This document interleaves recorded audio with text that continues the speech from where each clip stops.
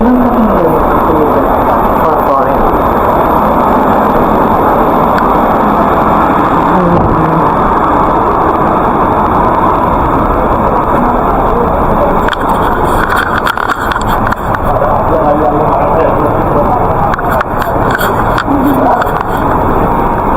ganda nga ng airport nila dito.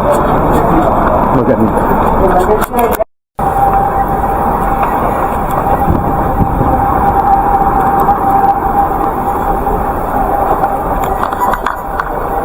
Sasakay pa ba kami? Ang ganda ng airport nila dito. Ang ganda ng airport nila dito.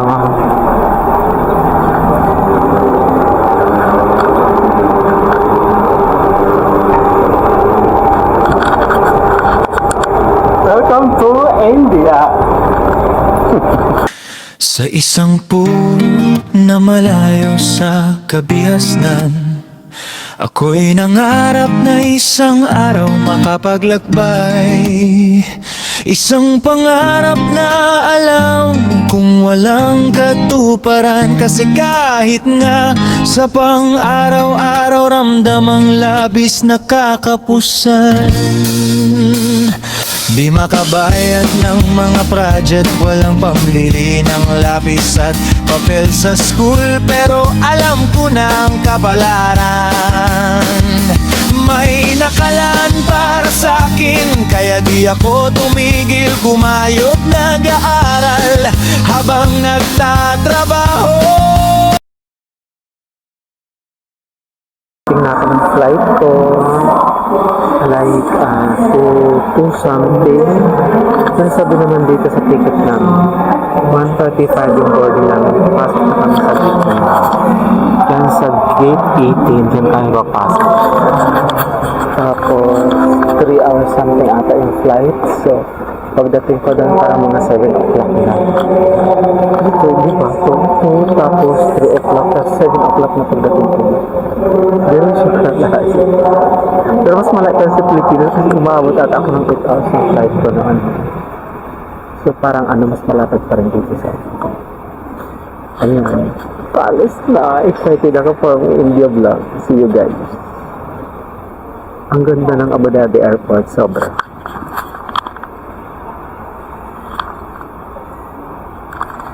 Wait lang. Mag-ano pala ako? Mic updates. Forget to subscribe din, click the bell button para always ko mag-yung uploads at saka panoorin nyo para mas makikita natin, para mas maraming travel. Grabe, super antok na ako. Super bored talaga ako nito mamaya sa Orlet. Super antok ako. Antok na antok. Namumula na ba yung mata? Super namumula na yung ating mata. Bilasan isla na.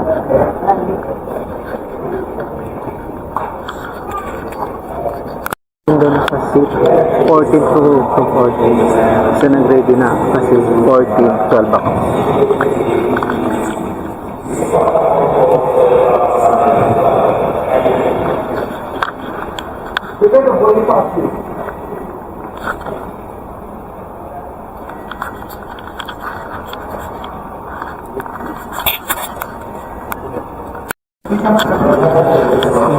Maganda rin dito kasi parang unang pinagtatawag yung business class, pagkatapos yung seat 30 to 40, parang hindi mo siksikan sa datos. Nirequire niya na maupo muna yung mga hindi pa natawag. So, katulad yan, ang tinawag lang muna mga seat 30 to 40. So kami na sa 12, mga 1 to 15 siguro, mamaya pa. So diba, mas maganda. Parang naka-organize. Grabe, antok na ako.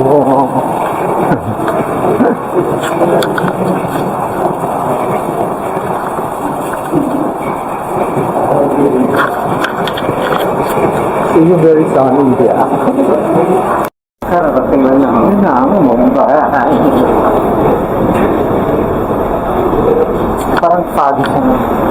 Ilan na rin ba yung Philippines? Or foreign?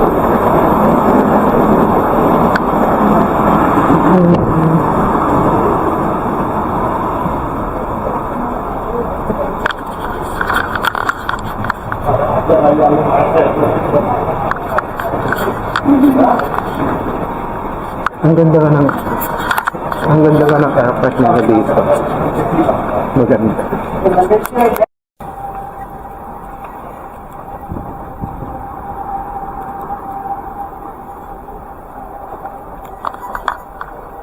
Sasakay pa ba kami? Ang ganda ng airport nila dito.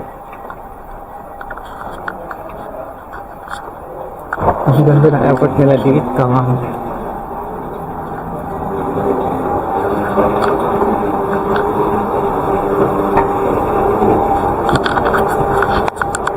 Welcome to India. Ang ganda ng Indian airport, guys. Super, ang ganda dito. Ang bilis lang matatakan ng passport. Parang walang masyadong problema dito sa kanila sa immigration. So mabilis lang. Mga simpleng quest. Actually sa airplane pala may pipilapan ka na tapos ibibigay mo na lang yun sa immigration kasama ng papel mo. Kasi yun, i-alter ka na lang. Mag-mark, mag-eye scan, ganun lang. May problema ko ng konti kasi nung nag-book ako ng over niya dito kaya ng Ola, hindi naman magko-correct, hindi naman locate yung address ng hotel ko. So, anong gagawin ko nito ngayon? Mag-book na lang ako ng taxi kasi may nagsabi kasi, wala naman problem sa akin mag-book. May nagsabi kasi sa akin na mahal daw yung mga taxi dito pag mag-book. Tapos pag mag-book, papagatin mo daw doon sa pupunta, may dagdag pa na bayad. So parang gusto ko sana mag-over. Kaso naman, hindi naman nagkukunik yung over ko.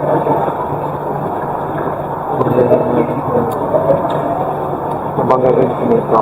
Is na lang muna ako sa pakal. So, book na ako ng chat. Nahirapan ako maglupit ng address doon sa apps ko. Nag-book na lang ako ng taxi dito. May nagsabi kasi sa akin na mahal, kaya daw mag-over ako o mag-Ola.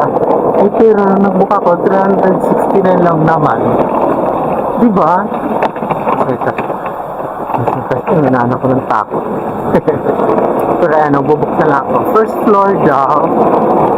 Tapos hanapin ko nasa resibo ko yung driver. Okay.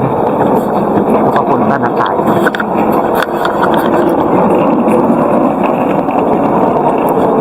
Tapos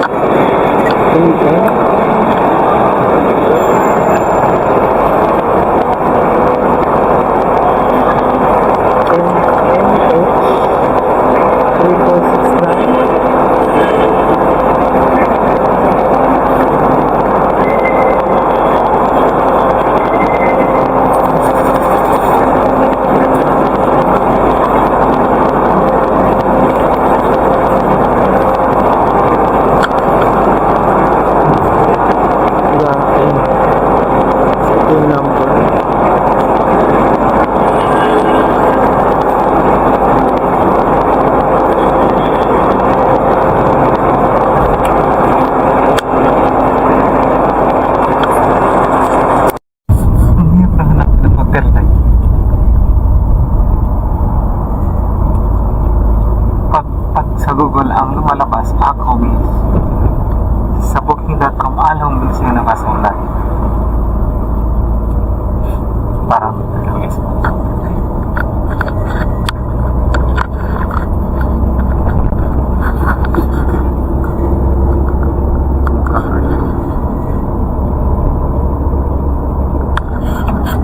Welcome to India.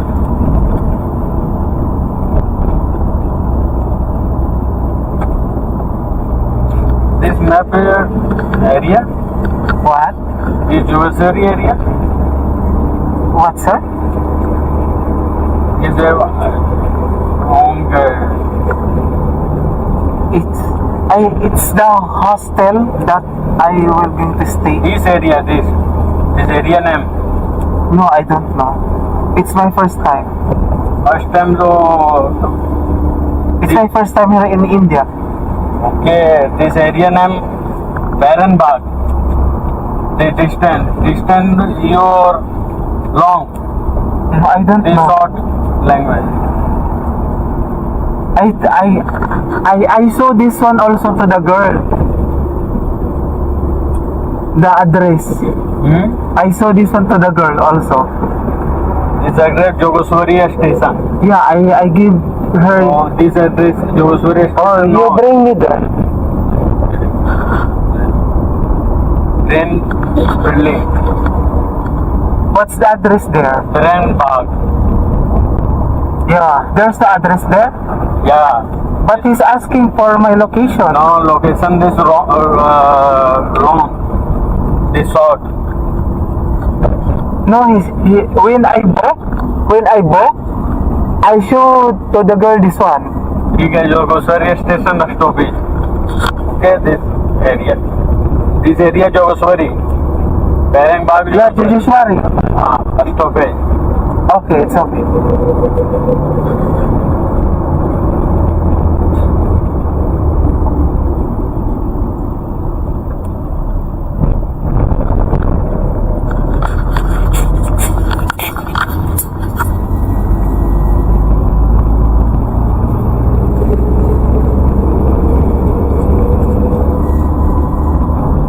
Hotel here. No, this hotel. Railway station. No hotel here. This address. Hotel name. Neon Nest Dormitory Suites.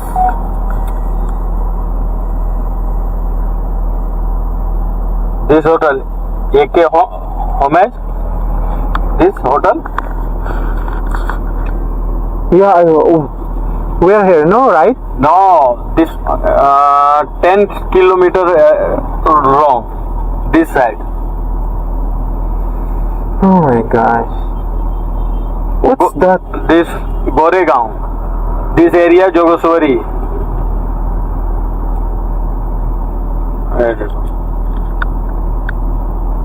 This hotel 10 kilometers 30 minutes. Asalfa. Nag-booking ako sa booking.com tapos napunta kami sa lugar dito ng address.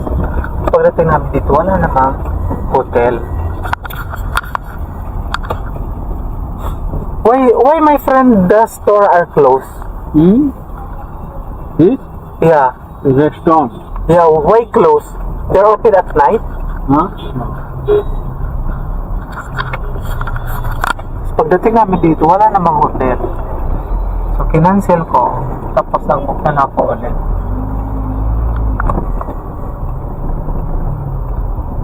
Tapos, nag-bayad na ako ulit ng additional para sa taxi ko.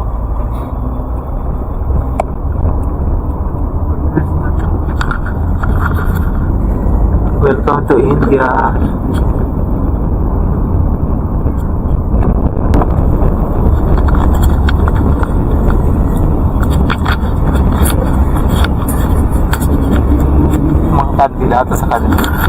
Mga kandidato sa kanila para din sa Pilipinas. Yung mga tarpaulin sa mga daan. Ayun.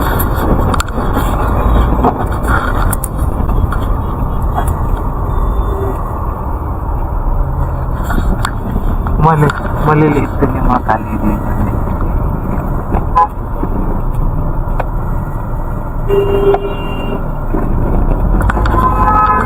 Bansya.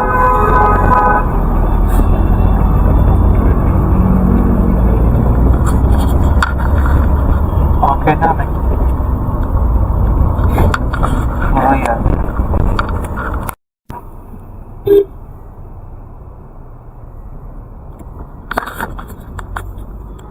Magpipipin na daan nila dito. Tapos, ang Pilipinas na natin yung mga ano.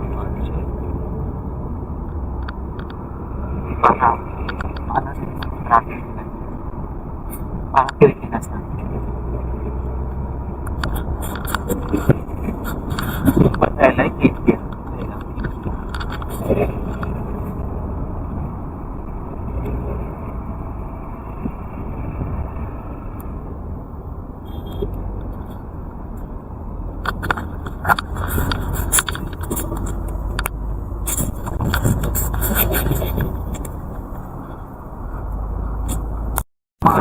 Ang astig din yung mga building dito, tapos yung parang mga apartment. Pero yung mga building nila siguro, kaya may mga grills, yung mga bakal-bakal na.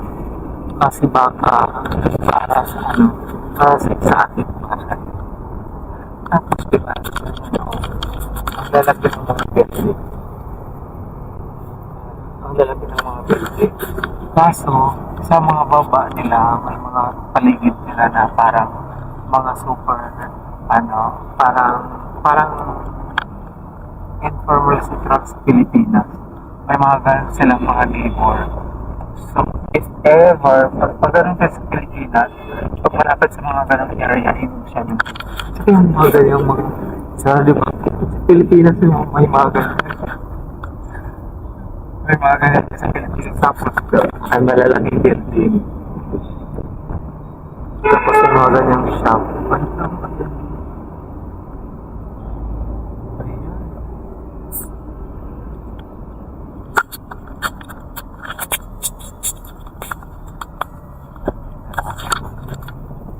Ito na ata.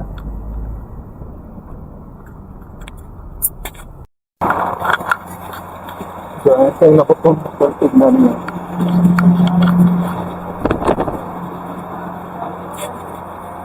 I will buy next time, okay? This is Oman Peninsula Hotel. Huh? This is Oman Peninsula Hotel. इधर ही है ना पेंसुला gate number 1 से जाओ इधर से Thank you. Body spray, body spray. I don't have any more. Okay. Thank you. You're welcome.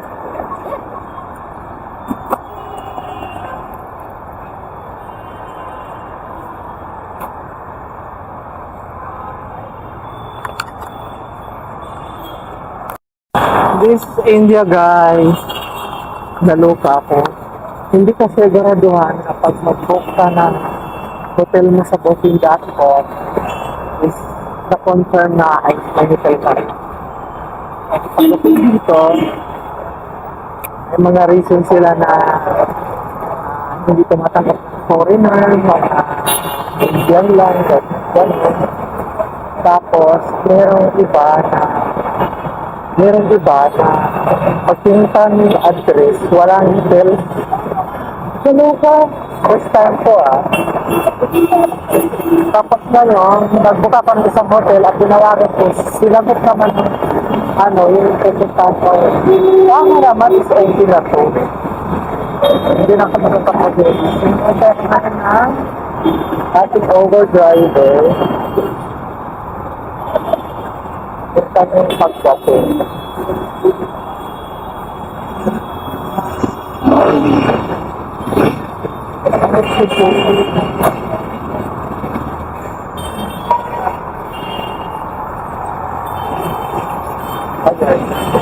Kung naantay ko na darating kasi siya yung sasakyan. Sabi niya parating. Ay, kung saan maoras na siya. Ito yung sasakyan.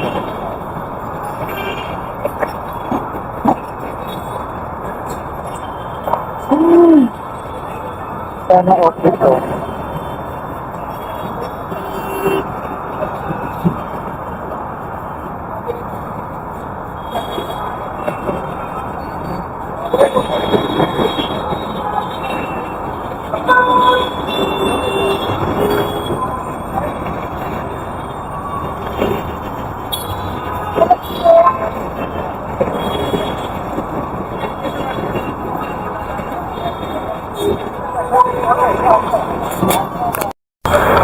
Tapos, naloka din ako dito sa over nila dahil.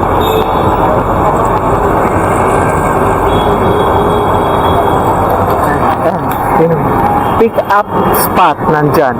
Nakasulat 1 minute. Tapos dito, yung pick up in minutes, 8. Diba? Ang gagaling.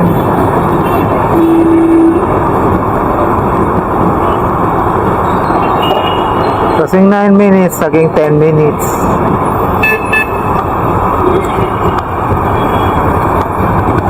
Diba? Tapos biglang naging 7 minutes.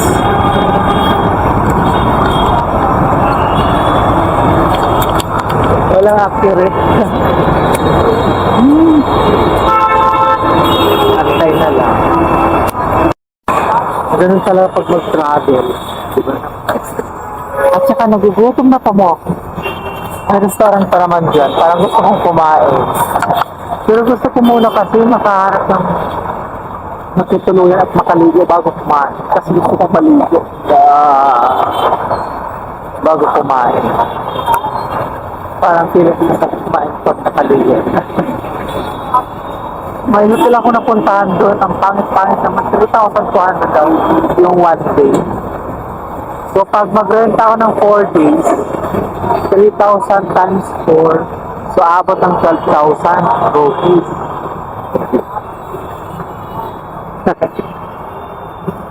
Kasi parang hindi ka panipaniwala yung mga price nila. Tapos pagdating mo doon, parang hindi ka panipaniwala yung price nila. Tapos pagdating mo doon, iba yung price talaga. So, walang accurate yung price nila dito sa Bokmutan.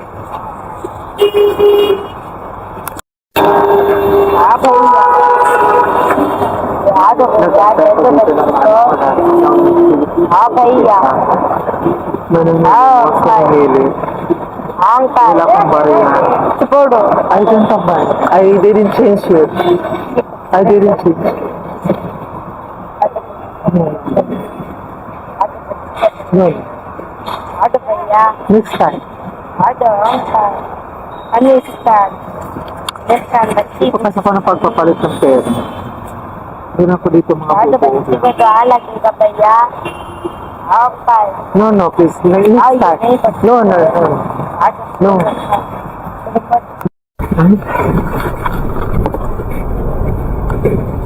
Nakasakay na ito ka ng taxi. Papunta ng Hotel Aman Palace. Hotel Aman Palace. Tinanong ko siya kung alam niya. Alam naman daw. Ay.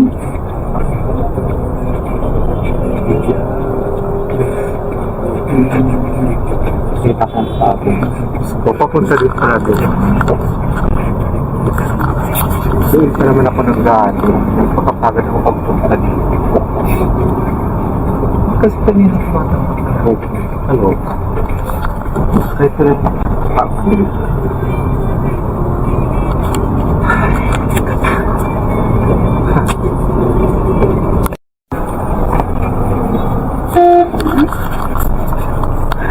Stress yung araw-araw pa sa India. Sa paghanap ng hotel. Pero kung yung mga na-booking ko, kung maayos sila, kasi hindi na saan ako mapagod masyado. Kaso, siguro yun talaga yung yan din talaga siguro yung disadvantage kung mga low class na hotel yung mga binubooking kasi nagtitin.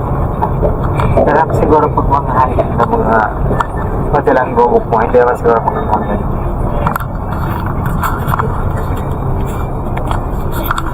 On the way na naman ako sa isa pang hotel na binok. Pero nagkausap na kami kanina, wala na problema. Kasi kinonfirm ko baka naman hindi na naman sila tatanggap ng ibang nationality. Sabi naman, okay. Nagtanong ko ano nationality ba sa mga Pilipino o ang year o not. Sabi ko. Confirm na sa tatanggapin ako doon. Sana wala na kung wala nang sabihan niya. Kasi kung mag-alerian ako ang pag-gabi na, ang pilig na naman yung wambok ng mga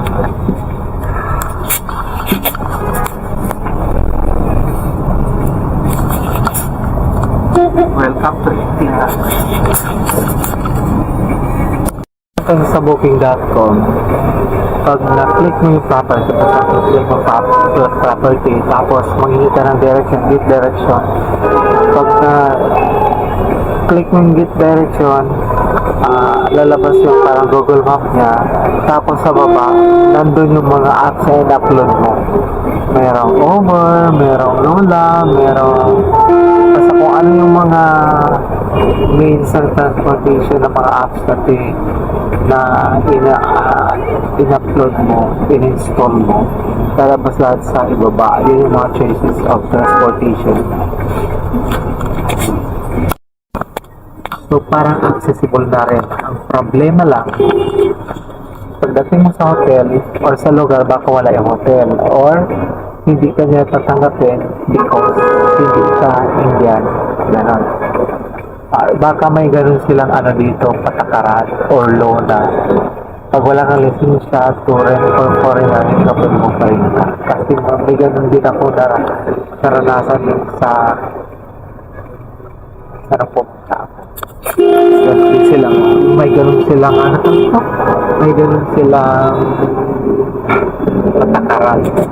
Kaya may ganun silang loan. Kapag wala silang permit, tourist or foreigner, hindi sa pwede mong parinta ng mga foreigner.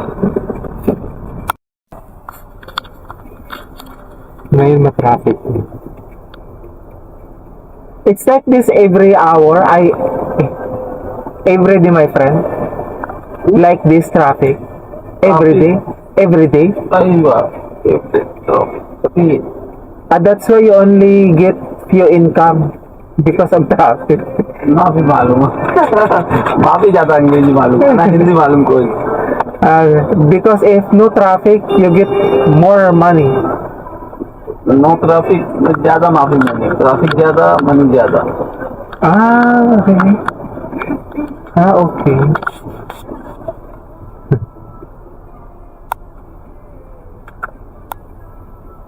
Pag sa Pilipinas kasi mga Dimetro, gusto nila. Pero rito dahil naka-set yung pamasahe, parang hindi open. Ito lang pong taxi din dito na parang naka-metro sila. Parang mas okay yun. Logi ang pasahero ng pag sumakay. Lalo pag ganito talaga kahit yung traffic.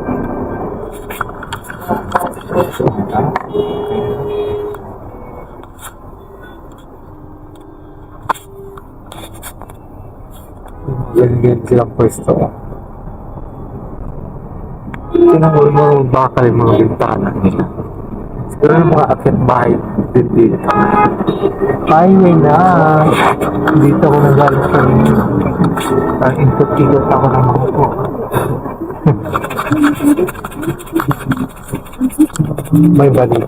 May baliti drive.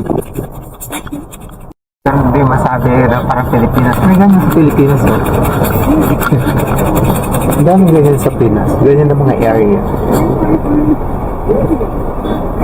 So may ganyan ka sa Pinas, so okay na hindi ka magtrabaho, tapos parintahan mo yung baba, sa taas ka tumira. Perfect. May everyday income ka na. Tapos wala ka na ma-shop dyan. Tingnan mo yung mga ganyang bahay-bahay. Yung mga ganyan din yung mga foreign settlers sa Pilipinas.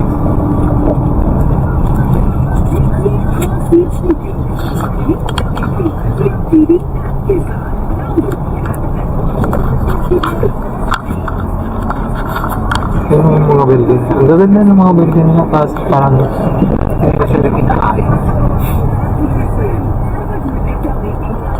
Di ba maraming isang bahay? Kahit pinakamataas na nabitate na may bakal pa rin. Kaya sa bagay maganda rin yun. Kasi para for example, malaglag yung aircon, hindi malaglagan yung atas niya. Tapos, if ever, pag yung mga anak yung safe, kung nasa taas ka natagkara, nagkat pagkakit, bakal, seal talaga na bakal. Seal talaga yung mga bintana. May mga iba na wala. Yung mga iba secret talaga sila.